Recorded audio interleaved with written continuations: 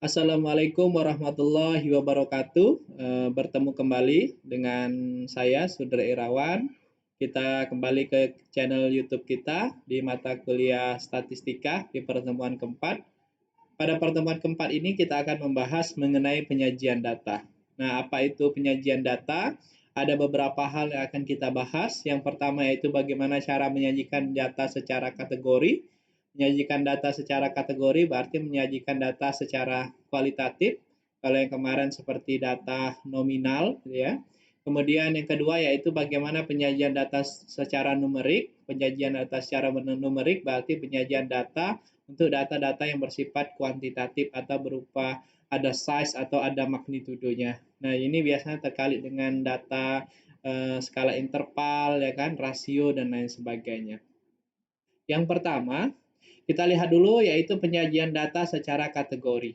Nah, untuk tahap awal yang kita lakukan untuk memilih metode atau teknik penyajian data yang paling tepat, kita harus melihat dulu apakah datanya itu merupakan data yang numerik atau data yang kategori. Nah, di sini jika datanya kategori, maka kita bisa memilih beberapa metode. Yang pertama kita lihat dulu variabelnya. Apakah variabelnya merupakan variabel satu variabel atau dua variabel? Satu variabel misalkan hanya ada satu faktor di sana. Kalau ada dua variabel berarti ada dua faktor. Misalkan ada faktor independen atau ada variabel independen, ada variabel dependen, ada variabel sebab, ada variabel akibat. Kalau ada dua maka berbeda. Kalau satu maka berbeda juga. Yang kedua, jika dia satu variabel, maka sebaiknya gunakan summary table atau bisa menggunakan bar chart atau pie chart atau Pareto chart. Tetapi kalau misalkan dua variabel, ya, bisa kita gunakan two-way cross classification table. Nah, kita lihat contohnya. Yang pertama yaitu penyajian data untuk satu variabel dulu, ya. Satu variabel saya berikan contoh masing-masing. Yang pertama yaitu summary table. Nah, summary table misalkan saya contohkan berbagai macam jenis pembayaran. Ada pembayaran cash, cek, elektronik atau online dan lain sebagainya. Kemudian ada berapa besar persentasenya. Nah, kalau misalkan jenis pembayarannya atau jenis kategorinya itu hanya sedikit, ya, maka bisa kita menggunakan summary table. Jadi memungkinkan kita, summary table ini keuntungannya adalah memungkinkan kita untuk melihat gambaran besar dari sekelompok data. Tapi kerugian dari summary table ini adalah kita harus berpikir, otak kita masih diajak berpikir untuk misalkan kita ingin mencari berapa besar data persentase yang tertinggi. Nah, kita harus melihat semuanya. Kemudian yang terkecil, kita harus melihat semuanya. Nah, semua nilai-nilainya. Itu kekurangannya. Kemudian summary table ini hanya bisa digunakan untuk yang jenis kategorinya sedikit. Misalkan kalau ini hanya ada cash, cek, elektronik atau other, ada 4. Maksimal dia 5 lah. Ya. Kalau sudah terlalu banyak, maka kurang cocok menggunakan summary table. Maka bisa kita menggunakan bar chart. Nah, kalau bar chart, jadi kita lihat kalau kita membaca seperti ini, kita lihat bahwa yang paling besar itu cek, gitu kan? Langsung terbaca. Jadi lebih baik dari summary table tadi karena gambaran mana data yang terbesar atau data yang terkecil sudah langsung terlihat. Kita tidak perlu melihat kesemuanya. Hal yang perlu diperhatikan ketika kita menyajikan data dalam bentuk grafik dan lain sebagainya, penyajian data, maka orang ketika melihat data kita, orang bisa langsung membacanya. Ya, orang langsung bisa memperoleh informasi yang terbesar mana, yang terkecil mana. Biasanya itu yang ingin diketahui oleh orang. Yang ketiga bisa menggunakan pie chart. Jadi seperti lingkaran. Jadi satu lingkaran itu adalah 360 derajat. Jadi sekitar 100% gitu ya kalau dibagi 360 derajat atau 100%. Nah, 100% itu dibagi seperti kue-kue. Jadi seperti kue pie gitu ya. Di mana-mana yang mana masing-masing cash, cek, elektronik atau other itu memegang berapa porsinya sendiri. Jadi memungkinkan kita untuk melihat porsi dari setiap masing-masing kategori. Jadi yang ukurannya porsinya paling besar, artinya satu warna, berarti itu menunjukkan yang persentasenya paling besar atau kategori yang paling besar. Kalau di sini berarti cek dia memiliki persentase paling besar. Nah, tapi bisa juga kita menggunakan Pareto chart. Nah, Pareto chart ini diurutkan ya. Pareto chart ini jika kita memiliki banyak kategori, misalkan lebih dari 10 ya, 5, 6, 7 atau belasan gitu ya, lebih dari 5 lah ya. Kita bisa menggunakan Pareto chart karena pada Pareto chart ini memungkinkan kita ini hanya fokus pada kategori yang penting. Jadi di sini diurutkan kategori-kategorinya. Nah, itu kalau penyajian data dengan menggunakan kategori tapi hanya untuk satu variabel. Nah, kalau dua variabel, jadi ada dua variabel dependent dan independent atau ada dua hal yang berbeda gitu ya. Tidak harus variabelnya. Misalkan untuk menghitung jumlah dari partikel menghitung partikelnya dibandingkan dengan klasifikasi dari jenis airnya. Ketika partikelnya ada, misalkan kondisi airnya baik itu bernilai 14, ketika buruk bernilai 36. Totalnya berapa? Ketika partikelnya tidak ada, untuk kondisi air baik jumlahnya 320, buruknya 80, totalnya 400. Nah, ketika ada dua variabel seperti ini atau ada dua faktor seperti ini, maka lebih cocok penyajian data kita untuk yang kategori, kita bisa menggunakan two-way cross classification table. Kemudian selanjutnya bagaimana penyajian data secara numerik. Nah, untuk penyajian data secara numerik sama seperti tadi, apakah datanya satu variabel atau dua variabel. Kalau satu variabel, maka lebih baik kita menggunakan frekuensi and presentasi distribusi. Jadi tabel distribusi frekuensi. Atau yang kedua, bisa juga kita menggunakan histogram. Nanti saya sampaikan apa perbedaan histogram dengan tabel distribusi frekuensi. Sedangkan jika dua variabel, ya tentukan apakah urutan datanya penting atau tidak. Kalau datanya penting, maka sebaiknya kita menggunakan grafik time series. Jika datanya tidak terlalu penting, jadi tidak penting, jadi kita ingin hanya melihat trennya saja, maka bisa kita menggunakan scatter plot. Ya, kita lihat contohnya masing-masing. Nah, yang pertama adalah tabel distribusi frekuensi. Jadi datanya diurutkan berdasarkan kelas-kelas tertentu. Nah, di sini ada tekniknya nanti di pertemuan ke-5, 6, 7 kita akan belajar bagaimana membuat tabel distribusi frekuensi dari data tunggal, kemudian kita membuatnya menjadi data yang kategori sehingga bisa dikelompokkan menjadi kategori-kategori. Jadi syaratnya di dalam tabel distribusi frekuensi ini ada nilai terkecilnya, ada nilai terbesarnya harus masuk. Artinya, dalam satu kategori tertentu itu ada frekuensinya. Jadi semua anggota, semua nilai tadi harus masuk ke dalam frekuensi. Jadi tabel distribusi frekuensi ini adalah menyajikan data dalam bentuk frekuensi, dalam bentuk kategori-kategori, nanti bisa juga kita sajikan dalam persentase. Ya. Jadi dikelompokkan. Jadi memungkinkan kita untuk melihat perbedaan antara satu kelompok data dengan kelompok data yang lain. Ada berbagai macam jenis nantinya. Ada tabel distribusi frekuensi kurang dari, ada tabel distribusi frekuensi lebih dari, dan lain sebagainya. Dari tabel distribusi frekuensi ini juga nanti kita bisa menentukan nilai rata-ratanya, ya, kemudian nilai mediannya, nilai tengah, kemudian kita bisa menentukan nilai modusnya. Ya, itu di statistika deskriptif nanti kita akan pelajari. Nah, yang kedua adalah kita juga bisa menyajikan dalam bentuk histogram. Jadi histogram ini kalau teman-teman lihat, sebenarnya ini adalah dari distribusi frekuensi tadi kita bisa sebenarnya menggambarkannya dalam bentuk histogram. Histogram ini adalah nilai tengah dari kategori itu sebenarnya. Ya.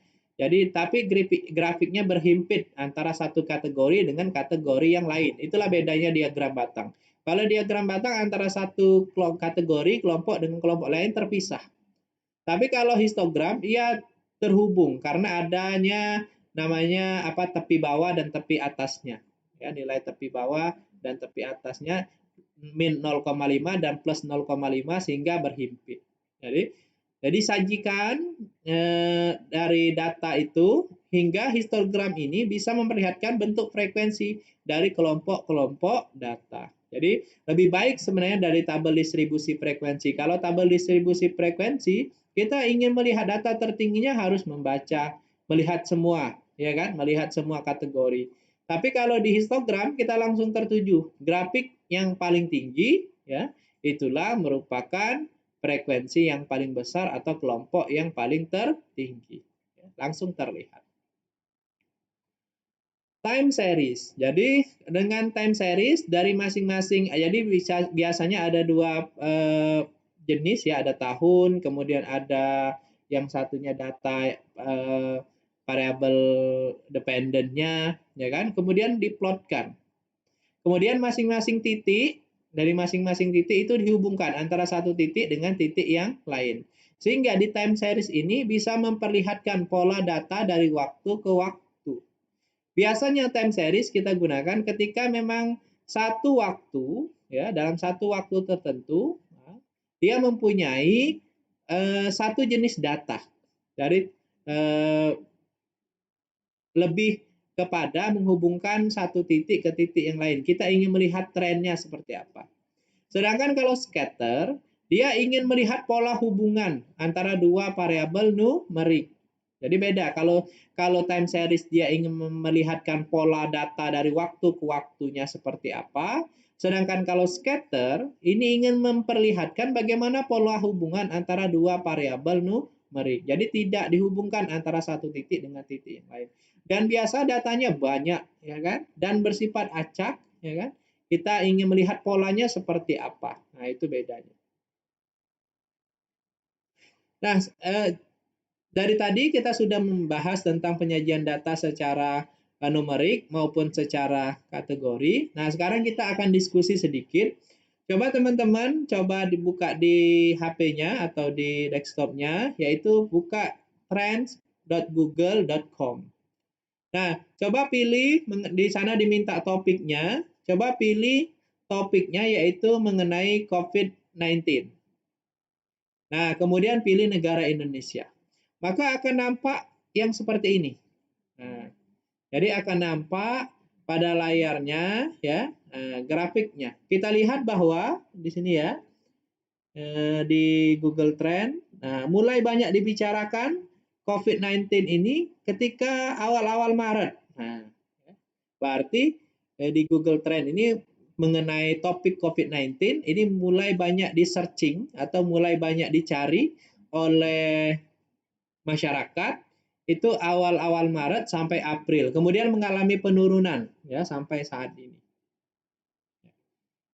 Ini adalah Google Trend. Jadi bagaimana situs ini mesin pencarian. Jadi Google Trend ini menyajikan situs-situs apa atau pencarian apa saja yang paling sering dicari oleh masyarakat.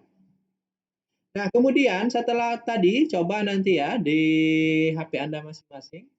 Setelah buka COVID-19 ya, pilih negara Indonesia, kemudian klik bandingkan. Jadi di sini ada kata bandingkan di sini ya, ada bandingkan ya. Klik, kemudian pilih topiknya mengenai Undang-Undang Cipta Kerja. Ya. Kemudian lihat, bandingkan antara COVID-19 dengan Undang-Undang Cipta Kerja. Kemudian klik bandingkan lagi, tuliskan DPR RI. Ya kan? Nah, kemudian klik lagi bandingkan dengan Jokowi, misalkan. Kemudian klik lagi bandingkan dengan Najwa Shihab. Nah, ini adalah grafik-grafik tentang pemberitaan yang dicari oleh masyarakat akhir-akhir ini. Ini saya misalkan cari topik yang lagi isu-isu yang lagi hangat misalkan, para tokoh atau terkait dengan isu terkini. Nah, dapat kita lihat grafiknya yang mana yang paling sering dicari oleh masyarakat. Oh, misalkan di sini dapat kita lihat bahwa tetap topik yang paling dicari oleh masyarakat dalam rentang waktu ini ya dalam rentang waktu 13 Oktober sampai misalkan bulan Juli ya misalkan seperti itu ya, sampai September. Ini adalah terkait dengan awal-awalnya membahas tentang apa ini Jokowi misalkan ya nama Jokowi 13 Oktober 2019 ini terkait dengan karena beliau terpilih sebagai presiden misalkan. Kemudian menurun beritanya, kemudian naik lagi, kemudian naik yaitu topik terkait dengan COVID-19. Nah, COVID-19 ini sekitar awal Maret ya kan sampai Mei Juni ini tren berita paling tinggi. Ya. Kemudian pada masa itu juga lihat warna ini, warna biru, warna hijau, yaitu terkait dengan Jokowi. Karena beliau menyampaikan berita terkait dengan COVID-19. Nah, begitupun seterusnya. Tren mengenai misalkan pemberitaan tentang Najwa Shihab biasa, ya kan? Kemudian terkait dengan DPR RI, ya, juga belum terlihat, masih biasa dan lain sebagainya. Ya, ini bisa kita lihat bandingkan. Nah, sekarang pertanyaan saya adalah mengapa sih Google ini perlu menyajikan datanya dalam bentuk grafik? Ya, bagaimana menurut Anda?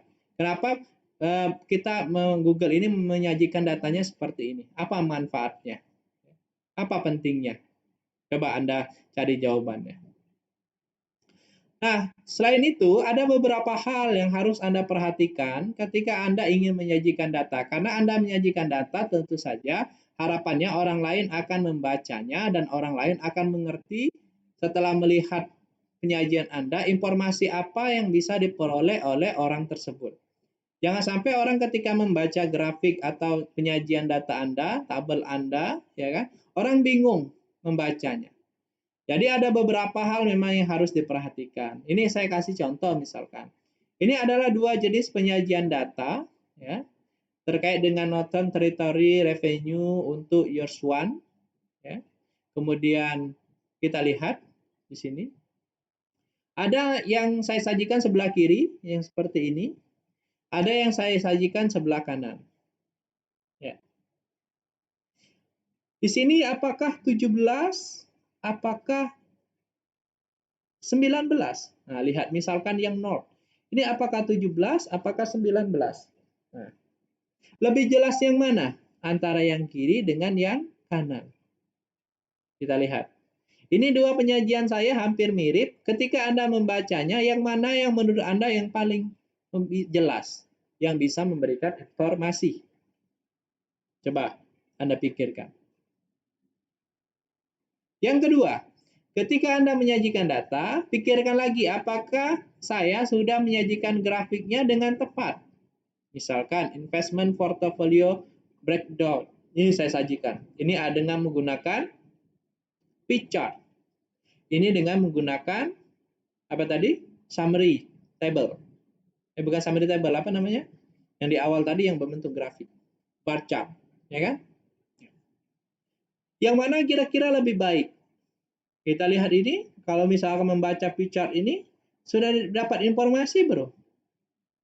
Kalau melihat yang ini, yang bar chart, lihat. Ada informasi tidak di sini? Diurutkan malahan berdasarkan yang terbesar, terkecil. Jadi, secara tidak otomatis, kalau misalkan seperti ini, bar chart akan lebih baik. Jadi, tidak hanya melihat dari segi keindahannya, tapi kita melihat apakah data tersebut orang lain mudah memahami dan bisa menarik kesimpulan. Nantinya karena digunakan untuk decision making tentunya. Kemudian, apakah pesan yang ingin Anda sampaikan di dalam penyajian data itu sudah tersampaikan atau sudah terungkapkan? Misalkan saya menyajikan data seperti ini. Yang sebelah kiri. Ya, revenue trend. Kemudian lihat yang sebelah kanan. Saya kurungkan atau saya kasih warna yang negatif. Ini yang lihat. Apa sebenarnya ingin Anda sampaikan di sini? Ya kan? Nah, misalkan pertumbuhan ekonominya, misalkan yang minus, yang positif, yang ini yang mengalami negatif, ya kan? Ini dapat kita lihat. Tentu pesan yang ingin Anda sampaikan di sini adalah misalkan terkait dengan pada kuartal 1, kuartal 2, kuartal 3, kuartal 4 yang mengalami misalkan pertumbuhan negatif. Nah, Anda bisa lihat itu. Ketika Anda tidak memberikan semacam warna tersendiri terhadap jenis data yang ingin Anda sampaikan, orang akan kesulitan untuk membacanya. Harus melihat-lihat lagi per bagian. Tapi kalau sudah Anda tandai seperti ini, yang sebelah kanan, maka orang akan terfokus di sana. Berarti apalagi digunakan datanya untuk presentasi. Jadi penyajian data juga harus memperhatikan pesan apa yang ingin Anda sampaikan terhadap data-data yang bersifat penting atau poin-poin yang bersifat sangat penting. Nah, ini ada tugas minggu depan. Jadi pada saat ini kan trennya adalah terkait dengan COVID-19 gitu ya. Saya minta Anda cari data terkait dengan COVID-19 apa saja ya kan. Kemudian Anda sajikan. Jadi buat dalam bentuk infografis lah seperti itu. Terserah Anda sajikan seperti apa. Kemudian yang penting pesan-pesan teknik penyajian data yang sudah saya sampaikan tadi tersampaikan. Sajikan menurut Anda yang paling mudah dipahami oleh orang. Itu yang pertama. Yang kedua, coba carilah 10 model penyajian data di internet yang menurut Anda menarik. Jadi datanya udah ada di internet, coba Anda cari aja bentuk-bentuk lain penyajian data seperti yang sudah saya sampaikan sebelumnya. Jelaskan sekilas tentang teknik penyajian data tersebut, kelebihan kekurangannya, kemudian jenis datanya bisa dengan contoh, kemudian jenis grafiknya, ya kan seperti apa. Kemudian dikumpulkan di learning paling lambat minggu depan, ini sebagai bukti kehadiran pertemuan keempat. Mungkin itu saja yang dapat saya sampaikan pada pertemuan keempat ini tentang penyajian data. Cukup satu pertemuan saja, 1 minggu. Saya rasa penyajian data sudah sering Anda lakukan, tetapi apakah penyajian data Anda itu sudah bisa memberikan informasi yang tepat, mudah membacanya, dan apakah pesannya sudah tersampaikan dari data itu? Ya, semoga pertemuan ini memberikan manfaat bagi Anda. Saya akhiri. Wabillahi taufiq wal hidayah. Wassalamualaikum warahmatullahi wabarakatuh. Tetap sehat.